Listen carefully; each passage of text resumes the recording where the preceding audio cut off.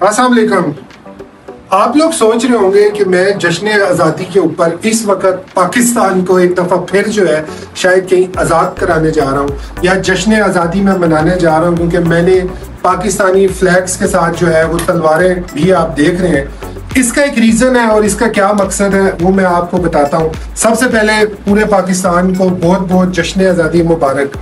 आज इस जश्न आज़ादी मुबारक के ऊपर हम एक ऐसी चीज़, एक ऐसा कल्चर लेके आए हैं जो कि लोग जो है वो तकरीबन भूल चुके हैं। उस कल्चर का क्या नाम है वो हम आपको बताते हैं, लेकिन उससे पहले हम आपको मिलाते हैं अभी खानजादा असफर यार खटक साहब जो है उनसे आज हम आपको मिला रहे हैं। और ये जो हमारा कल्चर है, जो एक नवाबों का कल्चर था और एक बहुत पुरानी इसकी हिस्ट्री है, उसके बारे में हम इनसे जानेंगे। लेकिन सबसे पहले ये चीज़ हम इनके हवाले करेंगे और इनसे हम पूछेंगे कि इनकी ये जो चीज़ है इसका रीज़न क्या है और आज आपने जश्न आज़ादी के मौके पर ये आपने क्यों बनाया है और इसका क्या वजह है।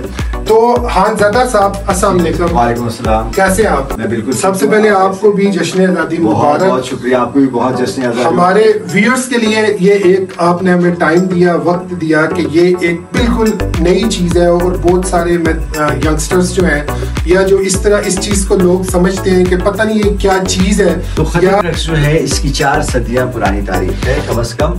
और ये खुशाल खान खटक जो कि हमारे पश्तूनों के कौमी शायर हैं और अफगानिस्तान के कौमी शायर हैं, उनके आबाओ अजदाद के दौर से यानी मलक अकोड़ खान के दौर से ये चलता आ रहा है। और ये नौशहरा अकोड़ा खटक के इलाके से शुरू हुआ।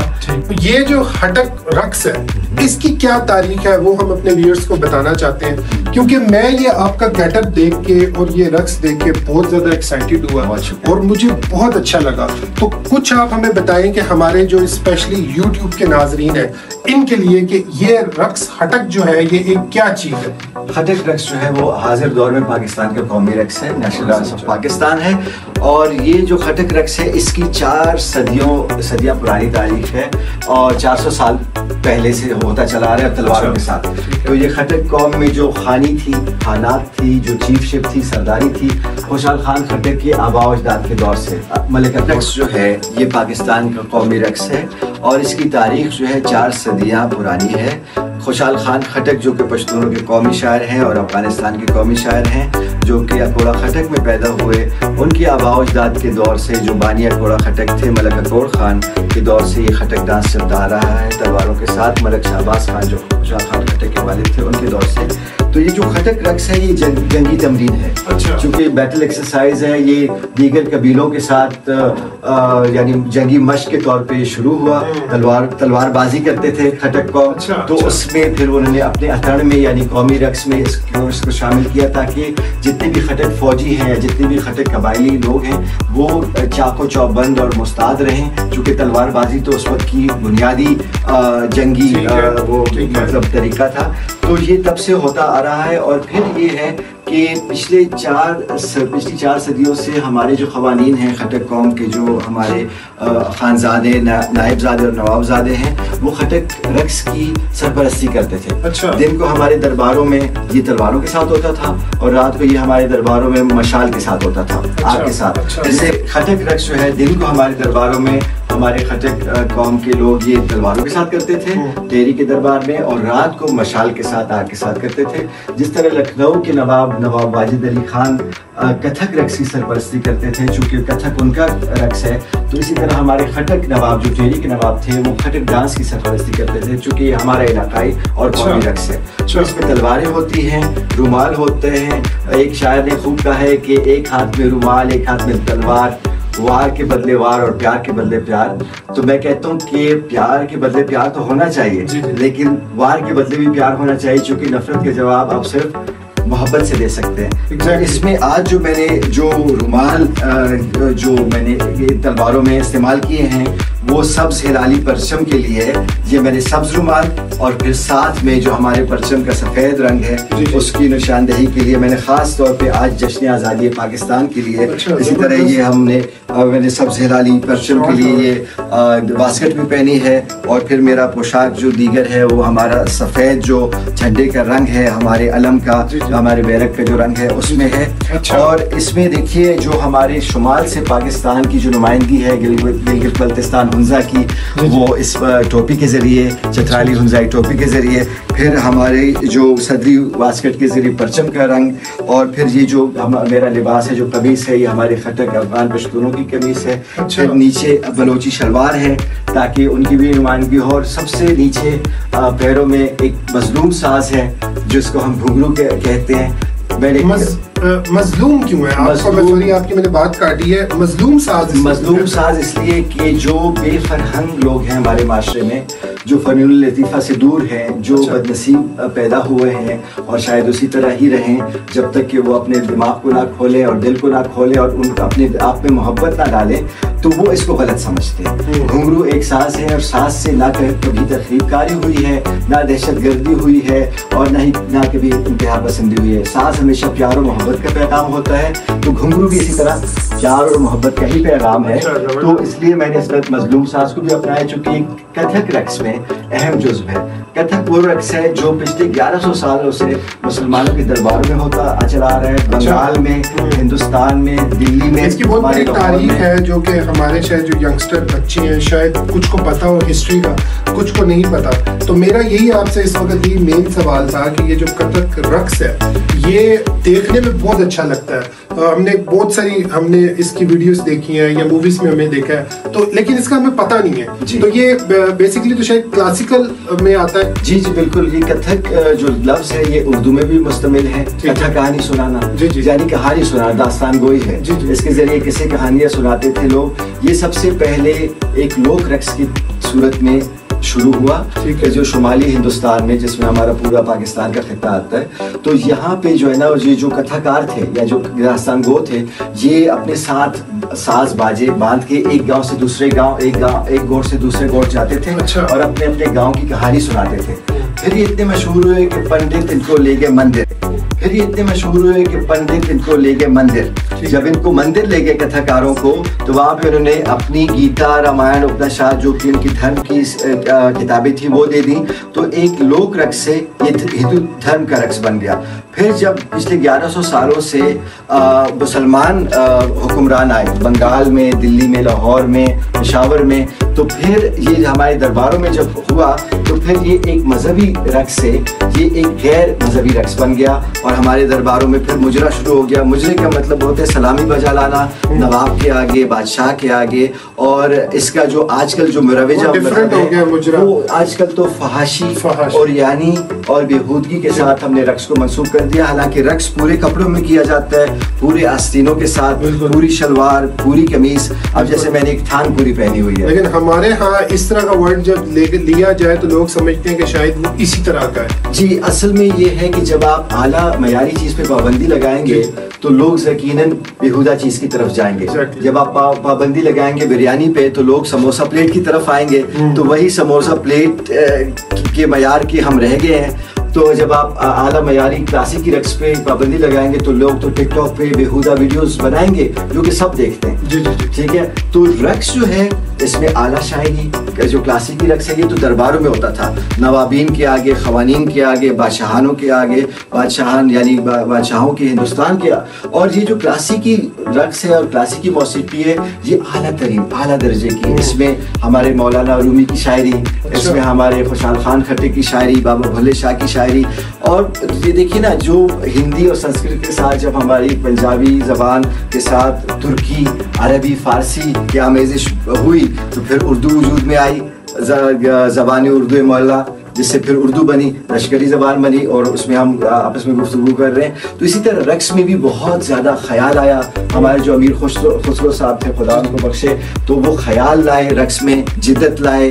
उन्होंने एक मृदंगम को तोड़ा, 2 हिस्सों में तबले बनाए, उन्होंने वीणा को मज़ीद बेहतर करके सितार की एक आला तरीन शक्ल निकाली और उन्होंने कवाली को मुतारिफ किया, जिसकी वजह से बहुत से हिंदुस्तान में लोग मुसलमान हुए। तो इसके ज़रिए तबलीग भी हुई है, क्लासिकी मौसीकी के ज़रिए, कवाली के ज़रिए, और बहुत से लोग जो है मुशर्रफ व इस्लाम हुए।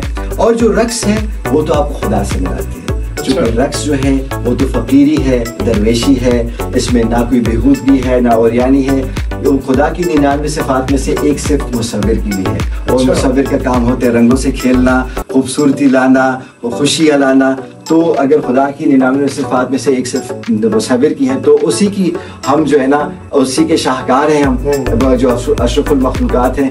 तो हम तो ये खुदा की हमदो सना में थोड़ा बहुत कुछ घूम लेते हैं, वरना असली फनकार तो अर्श पे हैं। हम तो सिर्फ इश्क में कुछ कर लेते हैं। तो रक्स जो है वो तो कायनात में हर जरा कर रहे हैं। हमारी ज़मीन भी गर्दिश में है, हमारे ज़रात, ये पंखा भी गर्दिश में है, ये भी रक्स में है, और ये जो फूल बूटे हैं ये भी हिल रहे हैं। रक्स असल में हरकत है, और जब तक कोई चीज़ हरकत करती है तब तक वो जिंदा होती है। मैं तो कहता हूँ चूंकि मैं रक्सा हूँ इसलिए मैं जिंदा हूँ। और अगर कायनात में कोई भी चीज़ हरकत छोड़ दे तो ये सारी कायनात का जो तवाज़ुन है वो दरहम बरहम हो जाए। हमारी ज़मीन का जो महवर है, ज़मीन उस पर गर्दिश कर रही है, निज़ाम शमसी है, सूरज के गिर्द सारे सियारे गर्दिश में, रक्स में। मौलाना रूमी साहब फरमाते हैं, जो कि अफगानिस्तान के इलाके बल्ख में पैदा हुए और 10 साल तक वहीं रहे, उन्होंने कहा कि खुदा तक पहुँचने के बहुत से रास्ते हैं, बहुत से तरीक़े हैं, और मैंने एक तरीका इख्तियार किया है मोहब्बत का, तबस्सुम का, मौसीकी का और रक्स का। तो ये आपका जो कथक रक्स है, इसके बारे में आप हमें बताएं हमारे व्यूअर्स को कि ये इसके स्टेप्स क्या हैं या ये किस तरीके से होता है। जी बिल्कुल। कथक रक्स जो है मुझे 24 साल हो गए सीखते हुए। सबसे पहली जो मेरी उस्तानी थी मादाम खुशनूर साहिबा, और उनसे मैंने कथक रक्स सीखना शुरू किया। उस वक्त मैं वीकेंड हाउस से A-लेवल कर रहा था।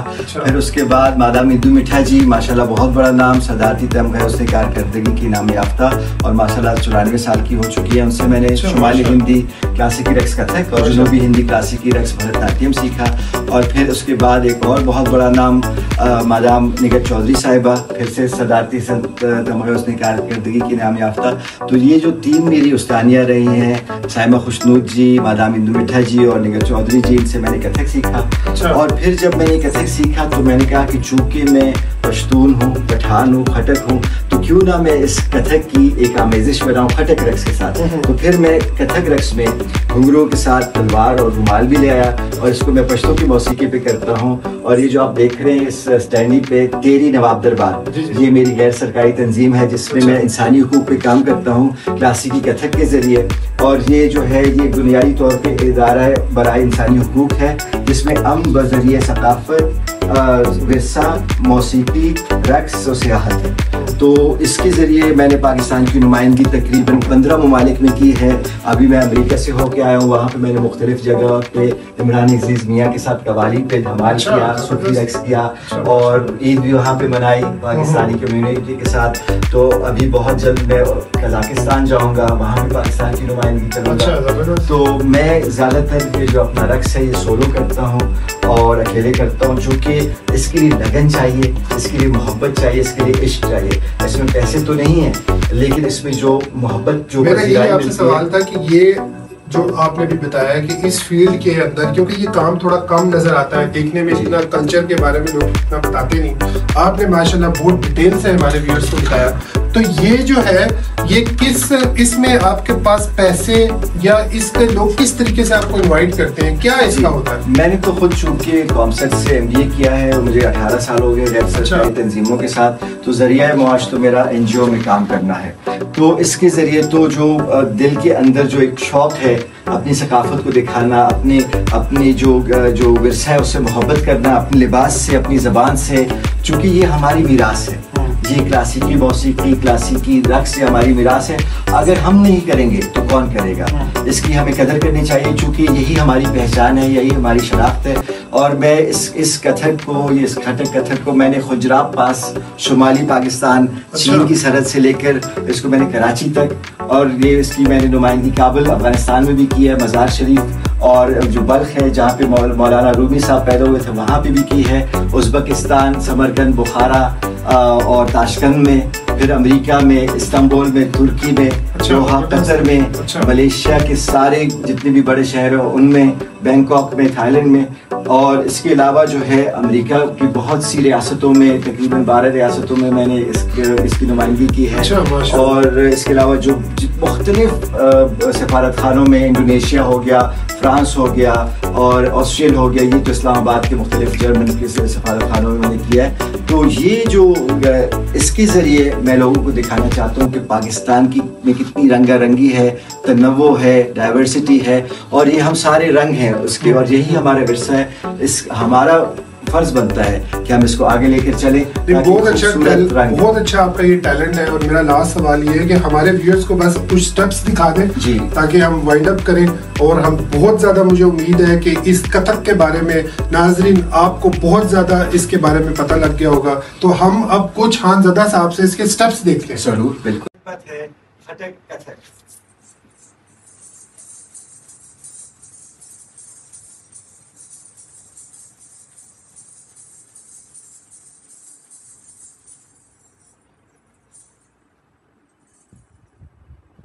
तलवार जो कि एक औजार है नाबराबरी के खिलाफ, नाइंसाफ़ी के खिलाफ, उसको मैंने अपने रक्स में शामिल किया है। रुमाल जो कि रंगारंगी की अलामत है, और इस वक्त इस पे सब्ज़ राजी परचम जो कि जश्न आज़ादी के लिए पेशकश है। और इस तलवार यानी अपनी ताकत के साथ एक मुस्बत मुआशरे की तरफ हम गामज़न हैं। एक ऐसा मुआशरा जहाँ पे खूबसूरती हो, जहाँ पे बारिश हो, और उस बारिश की वजह से नदी के किनारे खूबसूरत फूल हों, शाखें हों, और वहाँ पे फूल खिले। और जब फूल खिलते हैं तो फिर परिंदे भी होते हैं, और उन परिंदों के साथ फिर पतंगे भी होते हैं। और ये हम पैगाम लेना चाहते हैं कि जो ग्लोबल वार्मिंग हो रही है, जो यहाँ पे क्लाइमेट चेंज है, उसकी पेशबंदी के लिए हम कुछ काम करें, उसको रोकने के लिए। क्योंकि जितनी ज़्यादा बारिश होती है फिर उतने ज़्यादा सैलाब आते हैं और उतनी वो तबाही फैलाते हैं। तो उस तबाही को रोकने के लिए आगाही की मुहिम रक्स के ज़रिए, ताकि हर आम खास को पता चल जाए कि जो कायनात है इसमें हर एक चीज़ बहुत खूबसूरत है, हर चीज़ तवाज़ुन में है। और उस तवाज़ुन को बरकरार रखने के लिए खुदा ने हमें एक खूबसूरत ज़मीन दी है, जिस पे हम बहुत उसके साथ नाइंसाफ़ी करते हैं। और वहाँ पे जो चरिंद परिंद हैं, जो हिरने हैं, जो मोर है,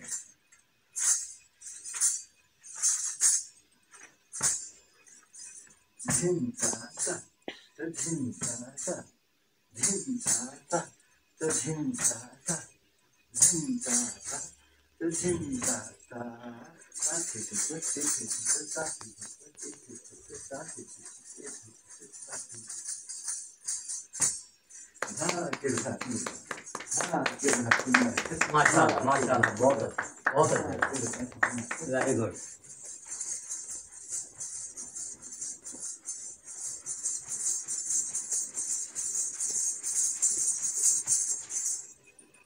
माशाल्लाह, बहुत अच्छे, वेरी गुड। मैं उम्मीद करता हूं कि हमारे व्यूअर्स को जो है इस कथक के बारे में काफ़ी हद तक समझ आ गई होगी। और इंशाल्लाह ताला आगे भी मजीद हम हानज़दा साहब से इसके बारे में आपको इंफॉर्मेशन देते रहेंगे। बहुत बहुत शुक्रिया, थैंक यू सो मच।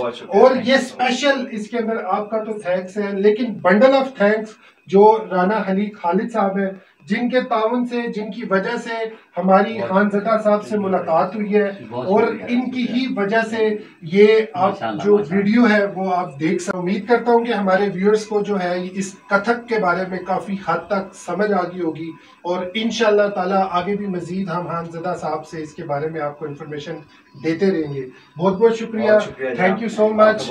और ये स्पेशल इसके अंदर आपका तो थैंक्स है, लेकिन बंडल ऑफ थैंक्स जो राना हनी खालिद साहब है, जिनके ताउन से, जिनकी वजह से हमारी हानज़दा साहब से मुलाकात हुई है, और इनकी ही वजह से ये आप जो वीडियो है वो आप देख रहे हैं। और इंशाल्लाह ताला मैं उम्मीद करता हूं कि आपको अगर ये वीडियो पसंद आए तो लाइक तो बनता है। बहुत बहुत शुक्रिया एक दफा फिर। जश्न आजादी मुबारक, पाकिस्तान जिंदाबाद।